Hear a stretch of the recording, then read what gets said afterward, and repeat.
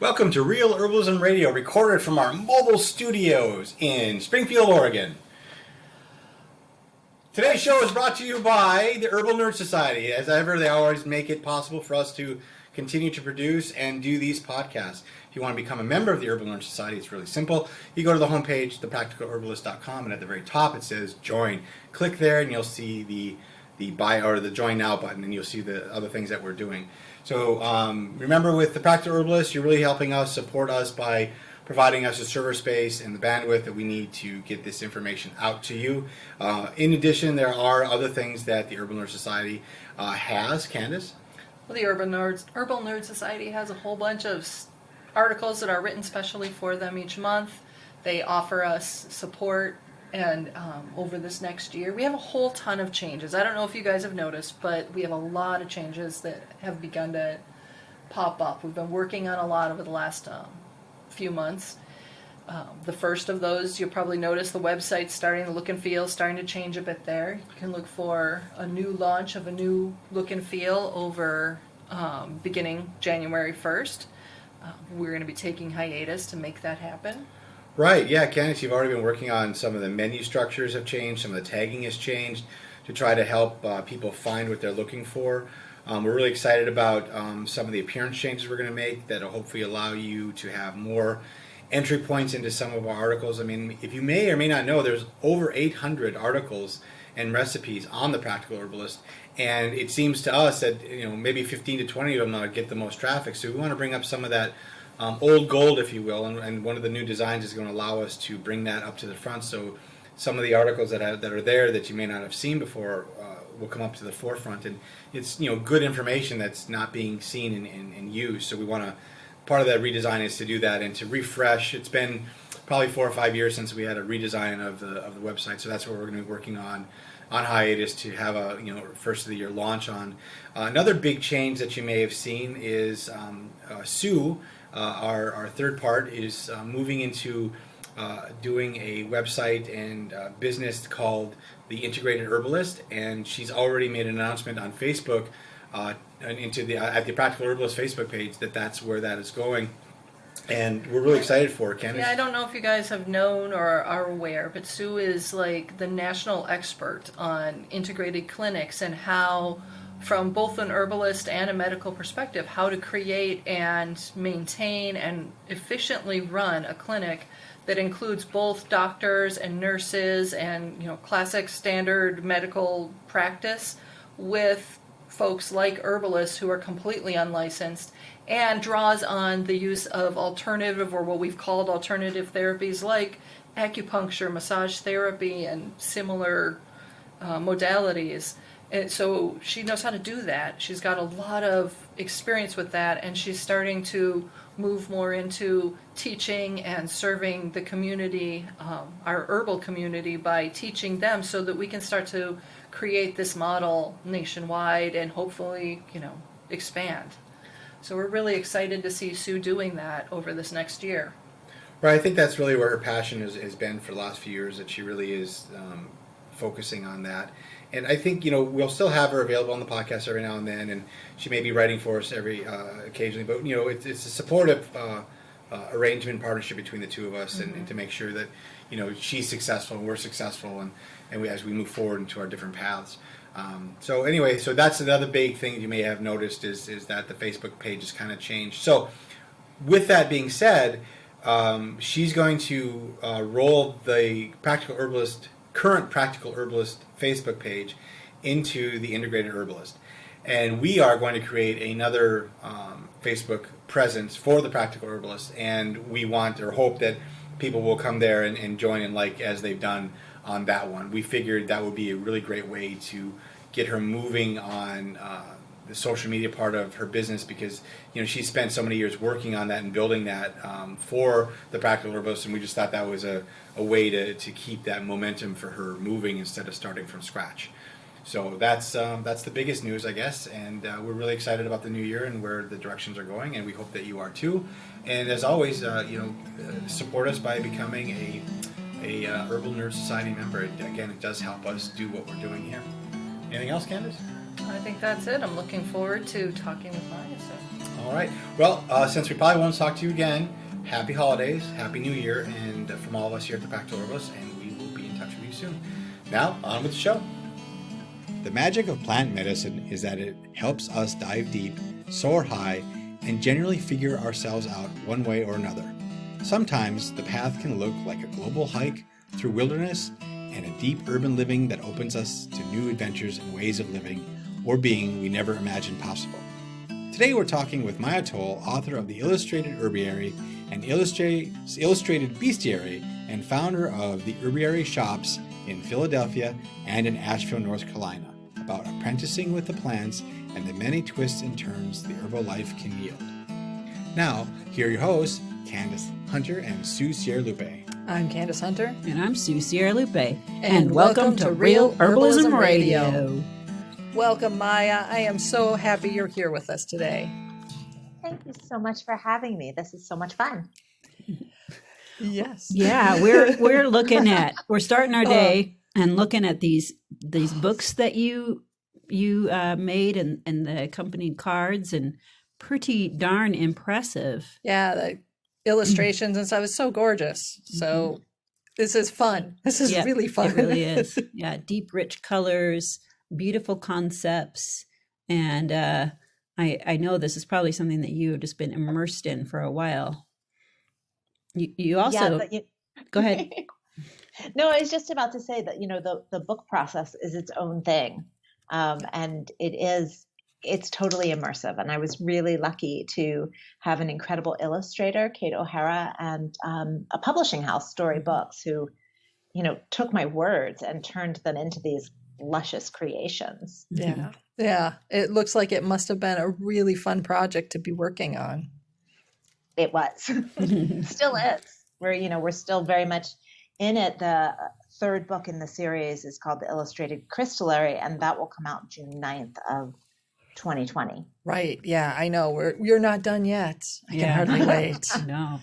So did you set out in life to be writing magical books about plants and herbs and rocks and, this sort of thing? Was that your plan? When you were 6 years old, were you like, I'm going to be an herbalist when I grow up and an author? She probably said in a Valley Girl. When I was 6 years old, I knew what an herbalist was. Yep. Uh-huh. You did? Yeah. I was going to say you did. No. I grew up in Pennsylvania. My dad was a lawyer. My mom was a family therapist. I grew up with Western medicine. I have all my shots. Hold on. You had a parent that was a lawyer and the other one was a counselor? Yes. Wow. Wow. That must Bless have been your heart. Yeah, there were no hippies in my family lineage. So I had no idea what an herbalist was. And, probably like well into my 20s or even my early 30s, had no idea what an herbalist was. I did know what magic was. I was a reader from an early age and like eating up Tolkien and Boyd Alexander and the Narnia books and things like that. So I was always interested in other versions of how we're going to see our lives and the world around us. And I was a horseback rider. So, very much linked into being with the animals, being outside. My awareness of herbs at that point was more along the lines of what are the horses eating than the plants as their own thing. Mm-hmm. Yeah. Well, that's what are the horses eating? That's how we have ESSIAC formula. So that's absolutely definitely a step into herbalism for you right there. Yeah. So what ended up actually moving you off the very Western style medicine and mainstream path into this wilderness? Like many of us, I got sick and Western medicine didn't know what to do with me. It's one of those, probably now it might have fallen into like the chronic fatigue category. But at the time they didn't have any language for it. they kept looking at my blood work, which was, all over the place. My blood sugar was up, it was down, it was left, it was right. My thyroid was goitered, but my tests were normal. And I was so exhausted, I could hardly hold my head up. And my medical doctor at the time was studying Chinese medicine. And she was new to Chinese medicine. And she was also a young doctor. She wasn't institutionalized yet. Yeah. And she said to me, I know enough to know that you're not going to find your answers in Western medicine. And these types of patterns are something that I'm beginning to see in my studies of Chinese medicine. Like, it's these medicines that are more pattern based are where you need to go.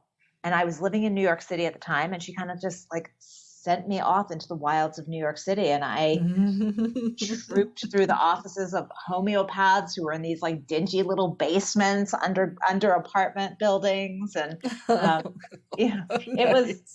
it was 30 years ago. And I think that sometimes I even forget how far we've come in 30 years. Yeah. Like now you go to your acupuncturist and they have a sign out on the street and they have a regular waiting room. And, it's not like this little shifty hole in the wall office that you're not even sure you should walk into. Yeah. And some of them even take insurance. Yep. It's crazy. Right?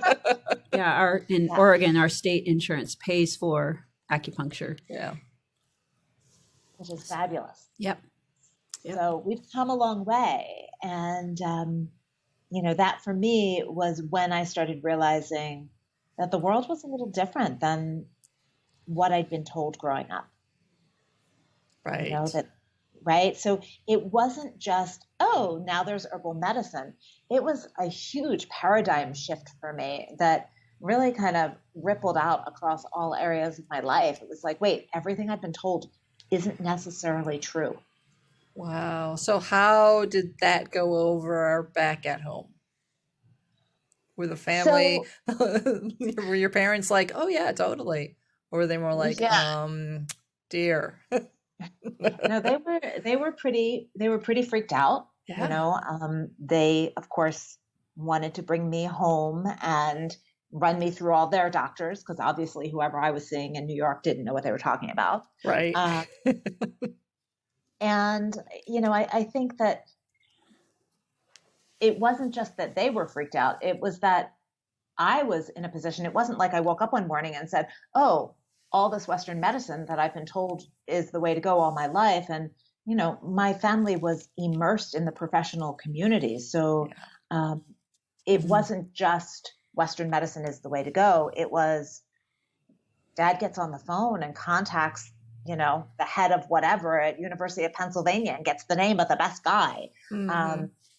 So it was like just very much a part of our lives, and also the social circles that I was exposed to as a kid, because my parents were friends with other professionals in the medical fields and the healing arts and things like that. So from me personally, it wasn't like I just woke up one morning and said, the heck with that. It was a real struggle because I was being sent to do things that I didn't believe in. Right. And I thought I had to believe. You know what I mean? I was like, I started to realize that there was religious thinking going on here, that I believed in the Western medical system and the way that the doctors treated me, and that I had to break down that belief system to even allow myself to try something else. Yeah. And so that was not the work of a day or a week. No, that would be an evolution. Mm-hmm. Well, it's not supposed to be designed that way either. I mean, that science is the opposite of religion. You're supposed to ask questions. And I recall from going through the kind of process 30, 40, 50 years ago is the hierarchy was set up so much that you don't question doctors, you don't question institutions. You certainly weren't going to get any help. You're just going to be considered a wingnut if you did that. But that's not actual science. You're supposed to ask questions and expect things to change and expect things to evolve naturally. So it's nice to see more of a scientific version of the way we do healing with the introduction of alternative medicine. It's kind of not, I'm sure, not what other people expected to happen. Right. Well, and I couldn't agree with you more. I mean, I think that was a big part of the mind shift for me, was realizing that, doctors were calling what they were doing science, but they really were not involved in scientific inquiry. Yeah. They were marching lockstep to whatever they'd been told however many years ago in medical school. And that was like, for me, that was part of being able to break this open for myself. As soon as I realized that, I was being sold a package of goods under the heading of science, and that science was this monolithic thing that you weren't allowed to question and then hold on a sec. Which is the opposite of what it's supposed to be. How you do scientific inquiry, right? Yep. That began to crack it all open. So where did you go from there? How did you get past, you started that, you worked with your parents, I assume, to help them understand what you were doing? A little bit, but more than anything else, I've never been a mommy's girl or a daddy's girl. It's always kind of been like parents get in line with me as opposed to the other way around. So, I pretty much headed off to do what I was going to do. And then what I noticed over the next 5, 6, 7 years was that I started getting phone calls from people saying, hey, remember when you had the flu? You were sick for 4 days and everyone else was sick for 2 weeks. Right. What do you do that's different than what we did? And then the nature of the phone call started changing from, I know you've been through this. How did you do it? To, I know you've never been through this. Hey, I just got shingles. I know you haven't had them, but you seem like you've gotten into some other stuff. Do you have any ideas? Nice. And so then I researched for other people and like expanding my knowledge that way. Yeah. And it wasn't, a lot of people are very devoted to herbalism as a singular path. For me, it was more everything that wasn't Western medicine in the beginning. Right. And that's actually what it is now too. And some Western medicine, because there's some things that are fabulous and that work really well. I always tell people, please do not take me to an herbalist or an acupuncturist if I've been in a car accident. Right. Yeah. Right.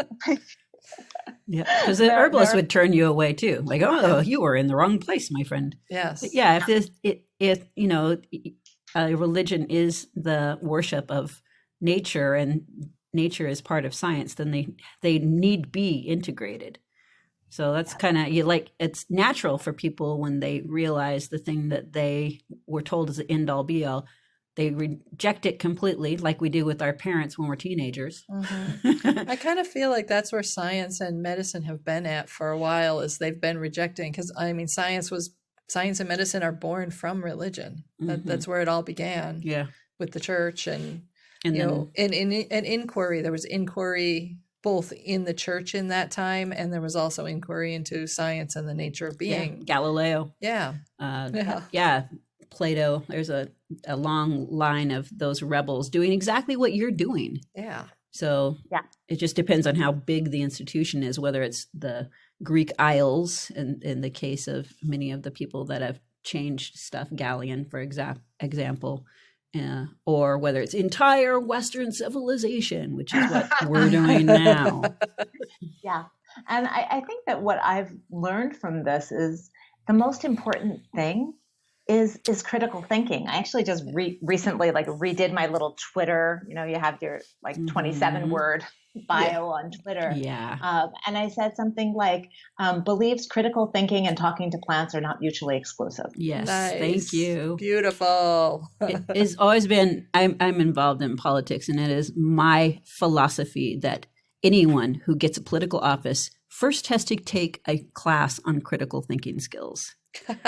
They're in charge of a lot of money. They're in charge of a lot of people. They should know how to think. And I know that's not fashionable, but I think that's vital. Have you seen those bumper stickers? Critical thinking, the other national deficit. Oh, that's a good one. No, but I think that's my new tattoo. Yeah. It's good. That's good. Yeah. And I think it's interesting to me. I was a philosophy major in college, so perhaps in some way I set myself up of a life of, I set myself up for this life of breaking down the boxes. Yeah. And forcing myself to have to rethink everything. Like, there's nothing that you can just kind of take whole and be like, yep, got it, just the way it is. It's everything needs to be broken down and filtered through your personal experience. And your intuition and your intellect need to find that balance where they're working together to come up with your daily version of reality. And I say daily because I do think that one of the things, like one of the tensions that we are constantly in as human beings is we're trying to create stability for ourselves. Like if you think about this in the most physical realm, we're trying to find our house, our home, our partner.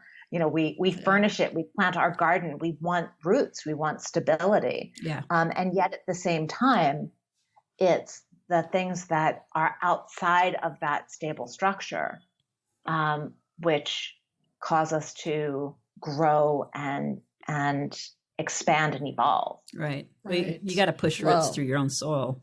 Yeah, and you went globetrotting to really, shake things up and and create a new filter or a new experience for yourself, right?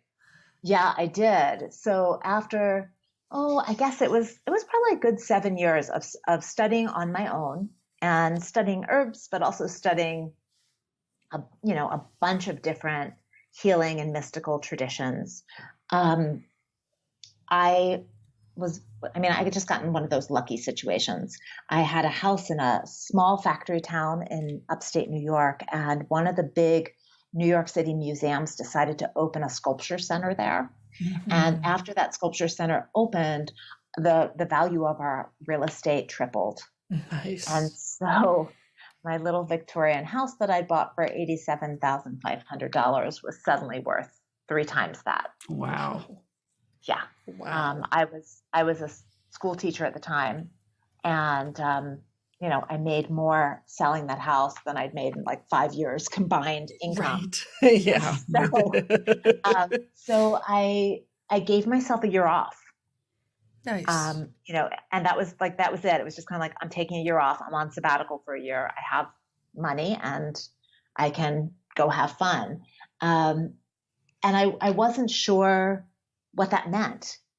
Mm-hmm. So nature abhors a vacuum. I decided I better, fill this intentionally instead of having this space filled unintentionally. And I sat down and I made a list of everything I'd ever wanted to explore more deeply. And that list included everything from, pottery to metal smithing to jewelry making to herbalism. Mm. And I had that list. And then a couple days later, I had a dream, like a sleeping dream, not an I have a dream. And a woman with long dark hair flew me over the ocean, and she showed me an island that was covered in trees, but I knew it was Ireland. And she said, "This is where you're going to be initiated." And wow. So I woke up in the morning, and this was before Google. So I was using the Alta Vista search engine. I don't know if anyone remembers that. And I kept typing in Ireland plus pottery, Ireland plus jewelry, Ireland plus herbalism. And, I was getting very few hits, both because the internet was a newer thing and also because I think fate just had its finger on me at that point. And the one thing that kept coming up was the woman who became my teacher in Ireland. So I flew over. I signed up for a 2-month class with her. And after a month, I started pestering her to keep me. Can I stay? Don't you want an apprentice? And the truth is she really didn't. And anyone who's ever had an apprentice understands that it's a very difficult model. It's a very intimate model. Yep. Yeah. It's And a lot of work. A lot of work, a lot of time. Both sides of the table there. Yeah. Yeah. And apprentices always say, but I will help you. Yeah. Yee, will you? Will you? So were you a helpful apprentice? I think that I was a mix, and like, I think that I was a mix, and some of it was like, there are a couple different layers to it. I think that she was very good at slotting me into pre-existing classes, sending me out to gather things, planning trips. Like we traveled all over Ireland to different sacred sites. That was amazing. Oh, wow. But she wasn't as good at giving me like big projects that I could just do at my own pace. And so there were things that, like, she wanted things the way she wanted them. And so there were times that I was like, I don't know what to do right now. And I could be being helpful, but I'm scared to touch anything. Yeah. You know what I mean? Yeah. Yep. Yeah. So it's an interesting tension, because I was also living with her and I didn't have a car and we're in the middle of nowhere in Ireland. So you have this person plunked into your home who's Right. like a baby, like a baby chick, constantly chirping. What can I do? What can I do? And I think that that's exhausting for a teacher. Yeah. Yeah. Truth.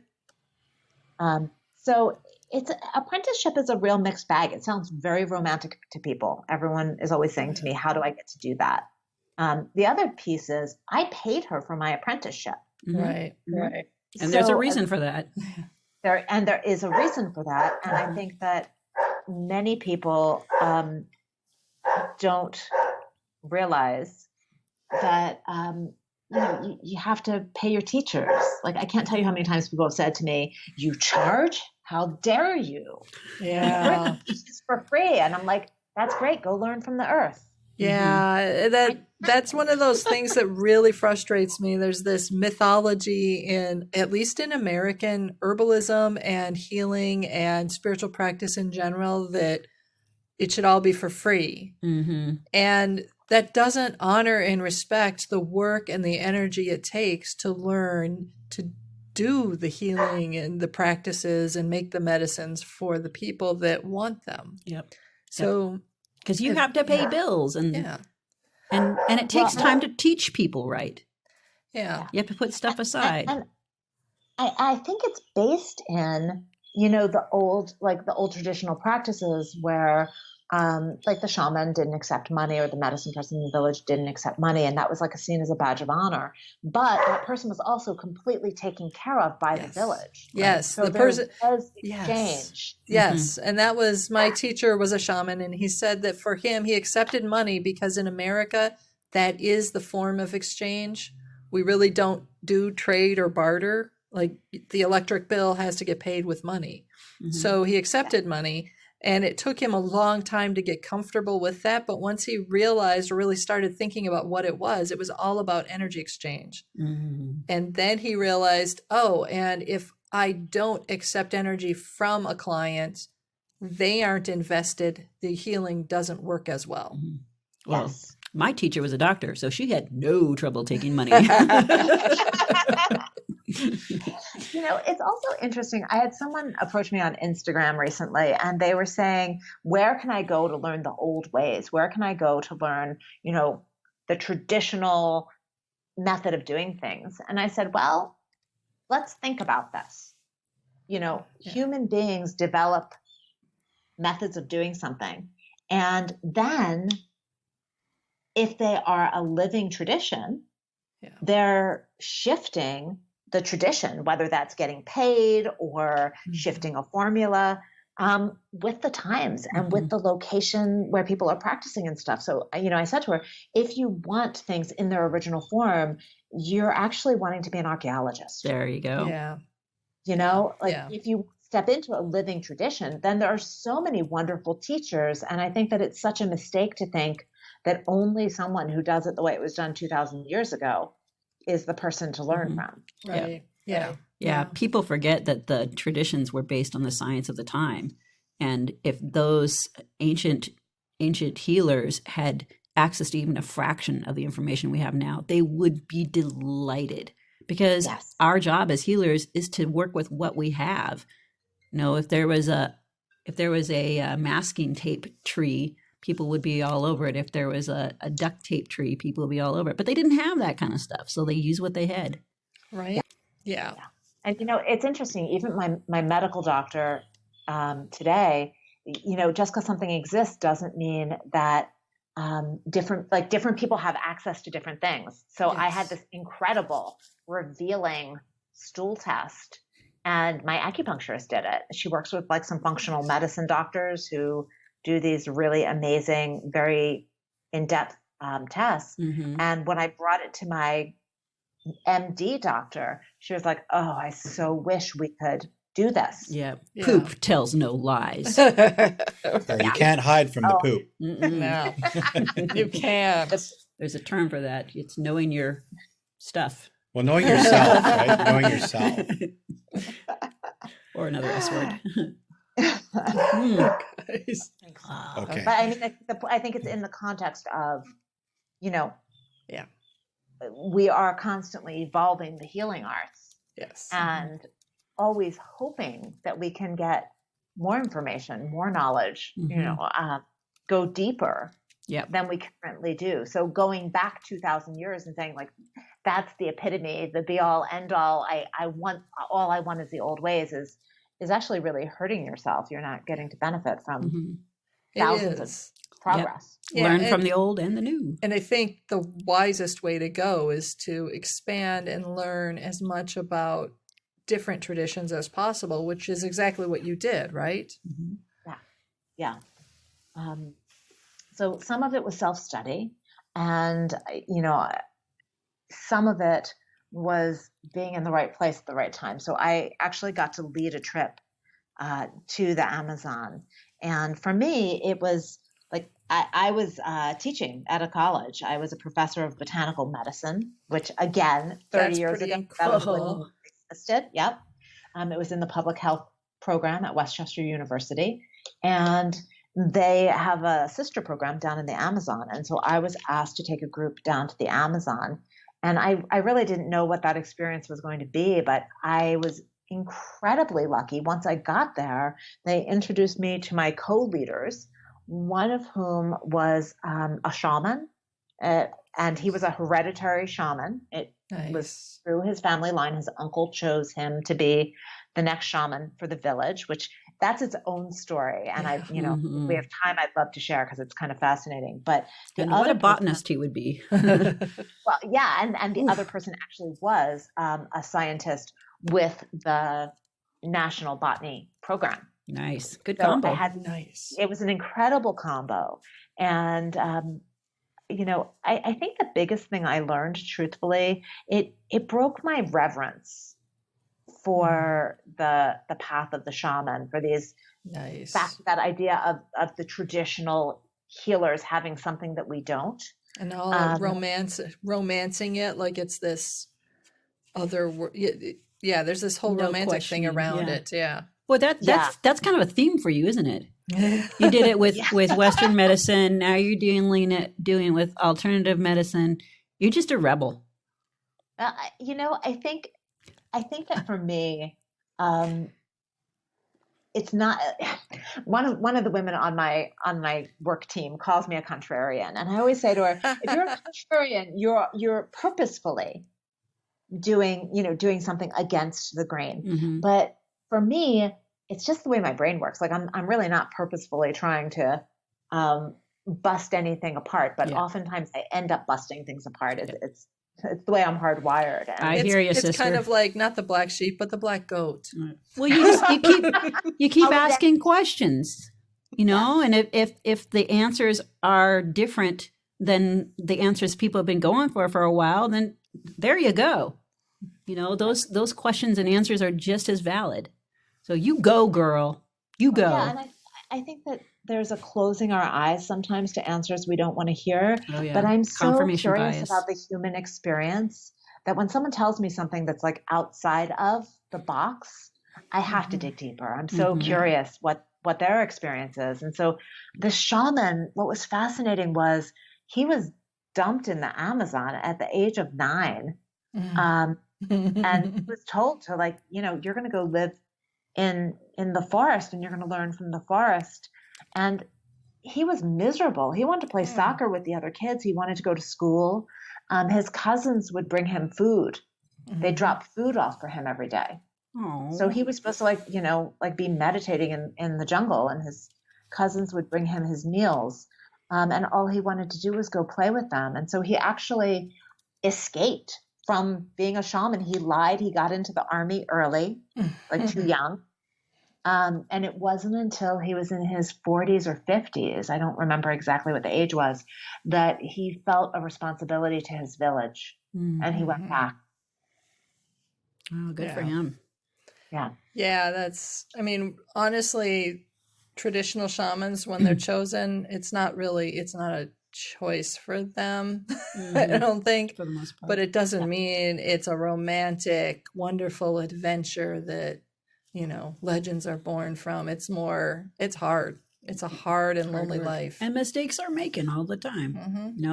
We humans have devised all of this stuff. Of course there's going to be boo-boos. Yeah, and honestly, in modern living, he would have needed to be able to serve his village properly. He can't just have the jungle's medicine. He needs the medicine of the urban world and the rest of the world too. He needs both. Yep. So he probably actually followed exactly the path he needed to follow. And he probably did it the hard way. Yeah. Most of us do, don't we? Yeah, right. Yes, absolutely. Yeah. Wow. So amidst all of that, you have gathered a ton of knowledge of the practical or physical side, the spiritual side of plant medicine, of working with animal energies and spirits, of working with crystals. And you managed to get a book deal? How did you do that? What's your secret? Okay, Rosemary Gladstar is the secret sauce. Okay. Yeah, sure. Yeah. So Rosemary and I both taught at the Mid-Atlantic. It was like 4 years ago, I think. And a few weeks later, I got this funny little email from her. And I didn't even know that Rosemary never seems to know anyone's name. She calls everyone sweetie. Yeah. So, she's been calling me sweetie for a decade, and I just didn't even know that she knew my name. And so I got this lovely little email from her that was kind of like, hi, Maia, have you ever thought about writing a book? I think you should write a book. Here's the name of my publisher. Love, Rosemary. Wow. And she phrased it like it was a question instead of a demand. Now, see, that's the magic of Rosemary Gladstar. Yeah. But it wasn't a question, was it? And it was also one of those, I just woke up thinking about this. Do you want to write a book, sweetie? Yeah. Oh, really? So I did the logical thing. I buried that shit deep in my inbox. Yeah. Yeah. Yeah. Like when you get the call to step up, that's what you're supposed to do. Yes, definitely. Definitely try to avoid it and see if that works for you. Yeah. See how that happens. So it was a good 3 or 4 months before I unearthed that. And at that point, I've been writing my whole life. And it turned out, I didn't know this at the time, that Rosemary was reading my blog. And that's why. That was a beautiful blog, I must say. Yeah. Thank you. So I didn't have that context. I just thought this was out of the blue. And I was in a writing group, and I went to my writing group and I said, what do you do when you get the name of a publisher? And there's a woman named Danielle Laporte. And for those, folks who are big into online learning and things like that, Danielle's a fairly big name. And she was one of the people in running this writing group. And she said to the other woman, Linda, who was running it, she said, I've got this one. And she's like, when someone gives you the name of an editor or publisher, you pull the car over and you dial. She's like, that's it. I'm done. Next question. And so it really made me realize in that moment that I'd been given a gift. I was thinking of it as, here's this stressful thing. Another thing to do. Another thing to do. How am I going to write a book? And Danielle's comment made me realize that I'd been given the gift that a lot of people really want. Yes. Yeah, people pay big money to go to huge workshops to try to get to the point where they might be able to even write a proposal that a book agent might even just look at, let alone, actually consider reading. You know what I mean? Yeah. And it's, it's an interesting thing because as a writer, I love the art of writing and I've honed it over the years with the blog, but I've also always said, I don't want to write a book until I have something to add. There's so many, like you go to a used bookstore, there's a gazillion books out there. We don't need another book. Right. I hear you. We need fresh thoughts and fresh ways of seeing things, but I didn't want to just add to the chatter out in the world. So I womaned up and I got in touch with this publisher, and she was lovely. And so thus began, it was probably more than a year relationship before we actually got to an idea that we both liked. Like I kept tossing her stuff and she kept going, no, not really interested in that. And finally, I was at one of those super expensive writing workshops, mostly because I wanted to just have some spaciousness to write. I was working on my memoir, and at the head of each chapter were these quirky little herbal descriptions. And when we'd get together every evening and read to each other what we'd been working on, and people loved those descriptions. So I got home and I called the publisher and I said, I'm working on this memoir, and I don't want to like rip apart the memoir. The memoir is not ready yet. It's not the kind of book you publish, but these quirky little descriptions, are you interested? Like maybe we can do like a tarot deck type of thing. And they said, great. And we started moving forward. And then a few months later, I got a call. Nope, this isn't going to work. Cards are sold in a different part of the bookstore. Like all those oracle cards and tarot cards are bought by the gift buyers. Yeah. And all of our sales team's contacts are the book buyers. Oh, so okay. we can't do this deal. And I was like, wow. I was so excited, and it was such a knife to the heart. Yeah. And then I was teaching at the New England Women's Herbal Conference, and I ran into this publisher and I said, is this deal really dead? Like, can we not do this? And she said, we can't figure it out. And I said, well, what if we just do it as a book? And her head kind of spun around and she was like, what? I was like, well, if we put the same content in a book, why does it have to, be that other format? Yeah. And we moved forward from there. And the funny thing is that they then went and put that envelope in the back of the book and made the cards. And I was against it. I thought that they were not going to be nice enough and that people weren't going to like them. And I fought against those cards being in the book. So, yep. Oh, you know what that makes me want to do right now? Draw a couple cards here. Oh, geez, there we go. Yeah. That is hilarious. I can't believe that you fought against them. I fought so hard. I was like, people are going to hate them. It's a very tactile experience. They're going to have all those perforated things. And they kept saying to me, we can make the perforations really small. We'll use a heavier stock.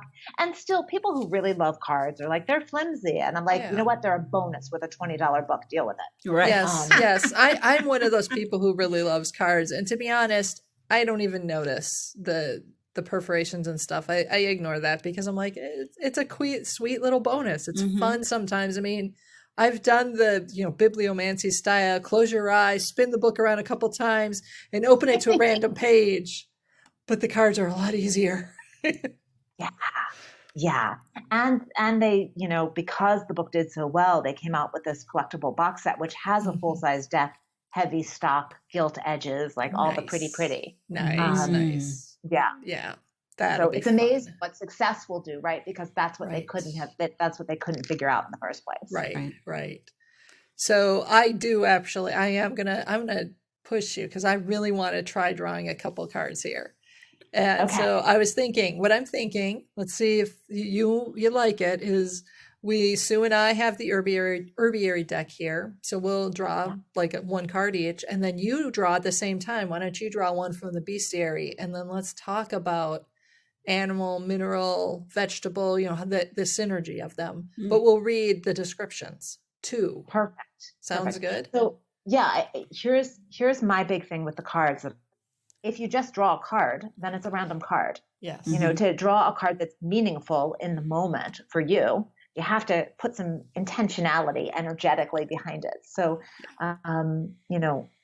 we're drawing a card that helps elucidate how we use the energetics of the three kingdoms, animal, vegetable, mineral, in our healing work. Yes? Yes, I think that's a good one.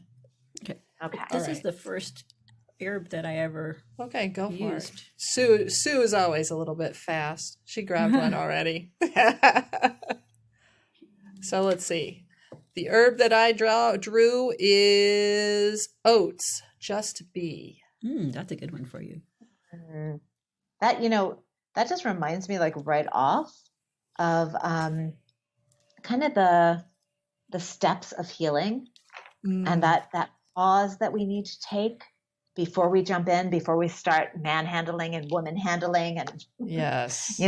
everything. Like there's just that moment of going, okay, yes, I need to energetically be with this situation and feel into it and just know what it is before I act. All right. So, Get that email out of your inbox that's been sitting there for a couple months. so very much. Would you like me to read the description from the book?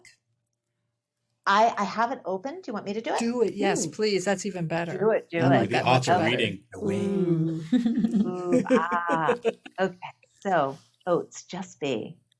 Shh, shh, shh. Oat murmurs as you run your hands over her tops. Shh, shh, she says as the wind picks up, trying to ruffle Oat's ever-present calm. If the breeze continues, she'll gently chide, chi-chi-chi-chi.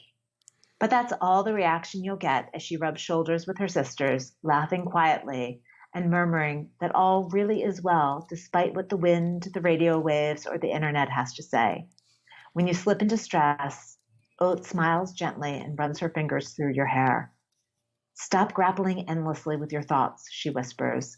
Soften to the wind, be open to the sky, and ground yourself in earth to know the truth of this one precious moment. That's beautiful. To me, it very much describes how we use oats in herbalism, to help people with anxiety and stress issues and whatnot. Yep. Yeah. And I think it's also a healing state we need to bring ourselves into. Yes. It's an intention. You have to intend to be there. Mm-hmm. Yes. And it's kind of like that foundational state from which other healing can begin. Yeah. Listening. Yeah. So Sue's drawn one here too. Yeah. This is I got apple. And I love that. I do too. So that was my first herb because of course, there's the dog. Woo-hoo. Apple is apple cider vinegar as just apple, when you split your lip, you put a piece of apple on it and it heals it up with pectin. Wait, I didn't know that. Yeah, it's got pectin. It's what's in surgical bandages too. Apple? Oh, Pectin. that's Yeah, they stuck apples in there. You wonder why. Yeah. The apple a day keeps the doctor away because they're like, oh, that lump's not me. You think about how many things are because of apple as a foundation. So, yeah, that's an awesome one. and I think apple the second one I wrote. Rosemary was first and apple second. Nice. Oh, fun. Do you want to read apple for us too? I'm going to get you to read again. Yay. Sure. So, apple, forbidden fruit.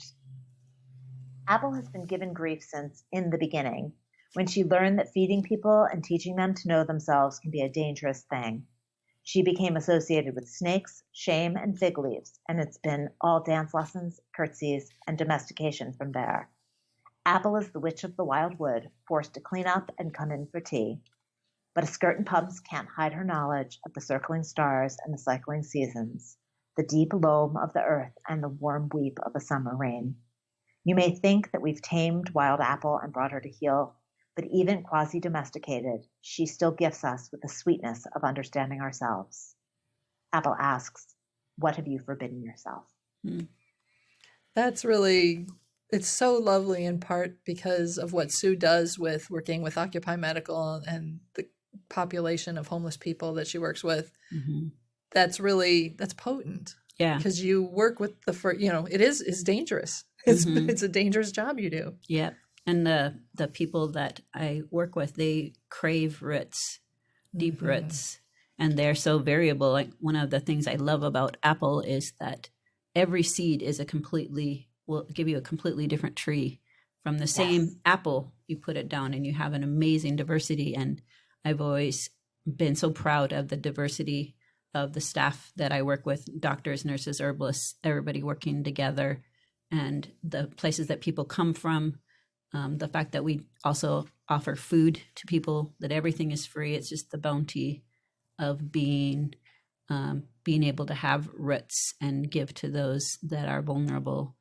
The diversity of folks that we can help is because of the diversity of people that we are. And that to me is a pretty big symbol as well. I love that. Yeah.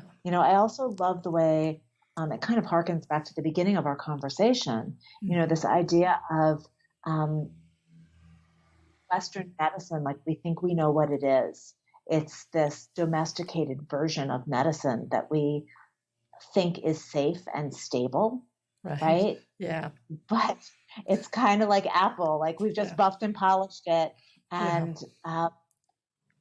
presenting its shiny, waxy surface, but there's so much more than that. Yeah. Mm-hmm. Yep. Yes, I think that's a really good connection. Yep. And what you were talking about before about the person saying, I want to learn the ancient ways, that's the same kind of thing. There's this thing, this polished version of what herbalism is supposed to be, but it never is. And that's healing. It always changes. It'll change to the person and it change within their lifetime. And that's the name of the game. That's why you have to keep listening, like we were talking about with oats. That's why you have to be aware of a diversity of tactics and put yourself past being the administrator of healing and just being delighted that you were able to be part of any kind of healing at all, whether that came directly from you or just because you were kind of next to it. It's an honor.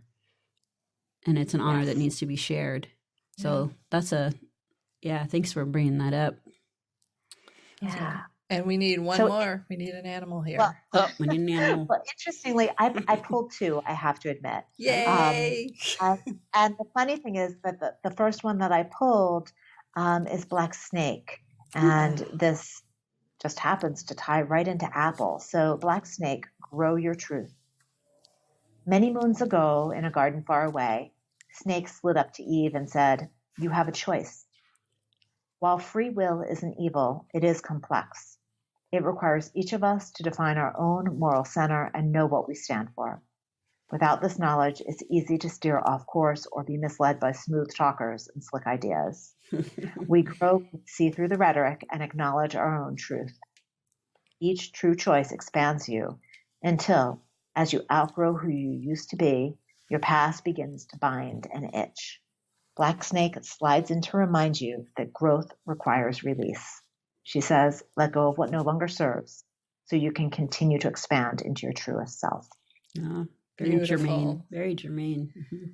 Yeah, I feel like to a certain extent, our culture is right at that point where we need to itch off that skin. We're getting there. Yep. The age of Aquarius, man. Yeah. Things are changing. Yeah. And I think it's the reminder that the way we create that change is to think for ourselves and to see through the surface of things. Yes. To see into that deeper layer and really apply those critical thinking skills. Yeah. Wow. The illustration is amazing for that one too, with the spinal column being Aaron's rod, and people just, I'm sorry, you're going to have to get the book and the cards in order to understand what we're talking about. We're not going to paint this whole thing for you. Get on it, folks. Well, and what's funny about this is the second card I chose, which I kind of love as a place for us to wrap it all together, is River Otter, which is Slide into Joy. And I love that one. Well, and the snake has this rainbow motif, and then River Otter does too. So it's like pulling that thread of, I think of the rainbow as not just diversity, but also the fullness and richness of life and being able to see all of it. right? Mhm. All the different tones and shades and colors. And so river otter, this fashionista of the waterways, stays warm in her plush fur coat by wriggling and squiggling, generating heat with her ridiculously high metabolism. River otter's inner fire is fueled by constant snacking on crayfish and crabs. The cynical might say she's joyful because she gets to eat all day and not gain an ounce. But river otter knows that when you're lit from within, life provides endless amusement. Take that muddy riverbank, for instance. River otter says, I see a water slide. Do you see it? River otter reminds you to actively look for joy. She knows it's there, waiting to be found. Mm. Yeah, I love that. I have a particular love of river otter in your description of river otter, just because it's that playful approach to life, Yep. Yeah. And I think that it's also river otter is such a good reminder that we get to choose the way we see the world. Mhm. And so, as we're doing kind of that shedding that snake requires, and we're getting to our new skin, there's a perception thing. Like, what gaze are you going to lay over this? Is it a muddy riverbank or is it a slide? Yeah. Mhm. Yeah. Right? Is it Yes. misery or is it joy? Yeah. Because that muddy riverbank can be either. Yeah. Yeah. It can be cold, wet slime, or it can be incredible fun. Yes. And no matter, as Oates tells us, no matter what it is that everybody else has to say about it, you get to pick for yourself. Yeah. So if you want to see it as a slide, go for it and let the rest of them just be unhappy if that's what they want. Mhm. Most likely they'll end up following you. Yep. Well, that's Yes. funny that one came up because I was just talking to one of my herbalists last night about her work with people with addiction. That's her calling card. That's the thing that she loves most at working at Occupy Medical. And the conversation just moved into this whole thing of people come in and they have their inner demon and they put that inner demon on the table and say, this demon is making these, and I'm using it metaphorically, of course, this demon is making all these choices for me and it's hurting me. Well, then let's just cuddle that demon for a minute. Let's just snuggle it. And you are the keeper of that demon. You make the choices. And let's figure out how those things that demon has to teach you can help you instead of hurt you. And that's the whole deal with healing, particularly with addiction. So having I know that seems like it's not really tied, but it's the same thing. Like you look around, you find it, you pick it up in your own hands. Yeah. No. You choose how to view it. You choose. Yeah. Yeah. Wow. We've kept you on this phone for a very long time, and we are very grateful. We hear that your dogs are saying, "Okay, enough. That was a great conversation. We're all wised out now." So, how do people get a hold of you so they can learn more about the things that you're doing? Yeah. So my website is maiatoll.com, MAIATOLL.com. And that's really the best way to explore, all the different myriad things I have up in the air at any given moment. With the social media, I'm on Instagram, a little bit on Twitter. I kind of avoid Facebook like the plague, although we do have a presence there. But it's more of we use Facebook as a billboard. If you want real interaction, hit me on one of the other social media channels. Okay. Yeah. All right. Well, lovely. Thank you so very much for being with us today. Thank you so much for having me. This was fun. All right. And as always, Put an herb on it. the statements made about herbs and products on this podcast have not been evaluated by the United States Food and Drug Administration, FDA, and are not intended to diagnose, treat, cure, or prevent disease. All information provided on this podcast or any affiliated websites is for informational purposes only and is not intended as a substitute for advice from your physician or other healthcare professional. You should not use the information on this podcast and its affiliated websites for a diagnosis or treatment of any health problem. Always consult with a healthcare professional before starting any new vitamins, supplements, diet, or exercise program before taking any medication, or if you have or suspect you might have a health problem. Any testimonials, questions, or case studies are based on individual results and do not constitute a guarantee that you will achieve the same results.